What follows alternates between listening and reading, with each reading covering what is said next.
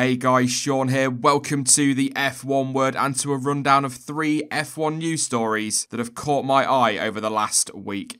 Kicking us off then, and Renault Team Executive Director, get ready for me to butcher this name, Marcin Budkowski, believes that Red Bull refusing to allow Daniel Ricciardo to test for the team in Abu Dhabi is a sign that they are afraid of the French manufacturer. Now, back in the summer of 2018, Ricciardo made the decision to switch from Red Bull to Renault, and it was expected that his first outing with the team could well have been at that post-season tyre test in Yas Marina. However, Red Bull blocked that from going ahead as the Aussie was still contracted to the team at the time, but Budkowski believes that the Austrian team actually fear giving Renault any information that could lead to an advantage. There's always things that you learn from the interaction with a driver. He's been in the simulator, he's been with the engineers. It's difficult when he hasn't driven the car. We would have loved him to drive the car in Abu Dhabi, but we couldn't make that happen. We are disappointed that we couldn't get his feedback on last year's car because it would have been very useful to us. The fact it happened, without pointing fingers, is quite flattering to us because it means other people are afraid of us and don't want to give us anything that could be a competitive advantage.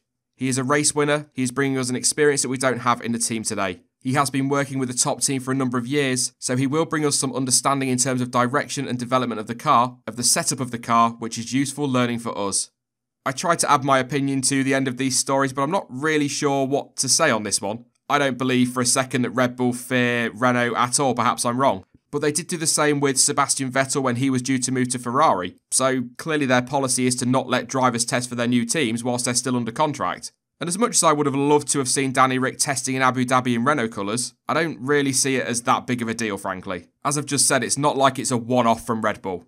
What I do want to say, though, is move on. These cheap shots that Renault take at Red Bull and Red Bull take at Renault are just getting pathetic now. It was bad enough that it was happening whilst they were still partners, but to carry on now just doesn't seem necessary. It's not just Renault, of course it isn't, but now that they have parted ways, just get on with it. And if the teams are truly as confident as they make out, do your talking on the track, because that is where their seasons will be judged, not on who throws the best insult. Next up, and Paddy Lowe has once again defended Williams' decision to sign Sergio Sirotkin over Robert Kubica for 2018, saying that he believes that it was the right choice after the pole failed to do enough to earn a race seat when he tested in 2017.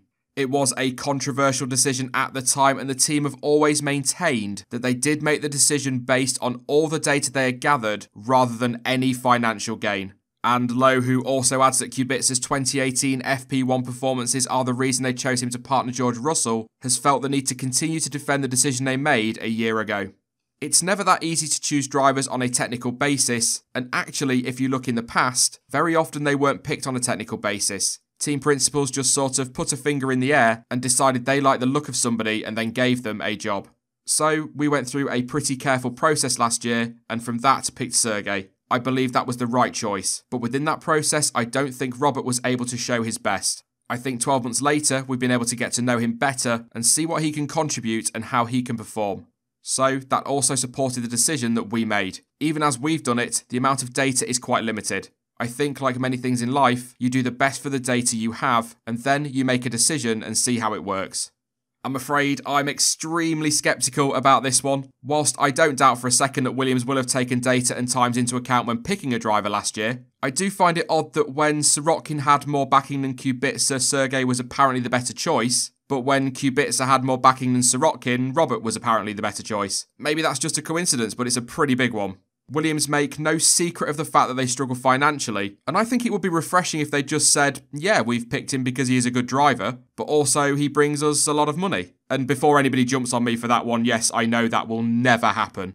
It's strange because 12 months ago I was screaming about how Williams were wrong to take Sirotkin and would have been better taking Kubica instead, but then Sergey had a really solid debut season, and frankly, I still think he did enough to deserve a second season in that car. That's not to say that I think Russell or Kubica shouldn't have a seat, not at all. Just that I feel Sirotkin got a bit of a rough deal in the end. Basically, his money disappeared and suddenly he wasn't good enough, despite showing that in fact he was good enough. It's a funny one, that. And finally, Sergio, Perez and Carlos Sainz have both said that they believe Sauber are the ones to watch this coming season, with the Spaniard saying that the team should, quote, fear the Swiss outfit in 2019. Sauber had an impressive 2018 and many felt that come the end of the season, they were one of the best teams in the midfield. That, combined with the continued backing from Ferrari and the addition of the experienced Kimi Räikkönen, are all reasons why Perez thinks the team could surprise this season. Sauber is a great team. They went through a very difficult period for a couple of years, but now I think with the Ferrari relationship, they are coming back. You see Fred Vasseur is a great team leader, and I think they are making great progress. They are definitely the team to watch. Next year, they're going to be quite high up. I am looking forward for that. In my opinion, Sauber are definitely one of the teams to watch this coming season, no doubt. The way they developed throughout 2018 was a big surprise and impressive to see. And with Kimi's experience, they could be right up there fighting to be best of the rest. However, as I've said many times over the last few weeks, that midfield fight is going to be incredibly close this year. Williams and McLaren will improve, and no, I'm not convinced it'll be as much as they expect, but there will be some improvement there. Renault will remain strong, and I don't expect Haas to plummet back through the field like some do. Throw into that mixed Racing Point and perhaps even Toro Rosso if it all goes well with Honda, and it really could be anybody's game in that midfield scrap. I do fully expect that with the backing they have, Sauber will be right up there, but I'm also certain they won't be the only ones to keep an eye on in 2019.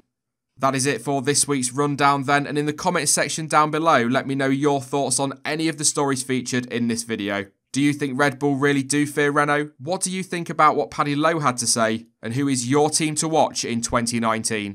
Now, I will be back on Saturday with another video, but if you're a fan of Formula E, make sure you head on over to my second channel via the link in the description, as we will be live tomorrow night at 7 PM UK time for our first stream. However, if you're not a fan of Formula E, we will be live on this channel at 6 PM on Sunday.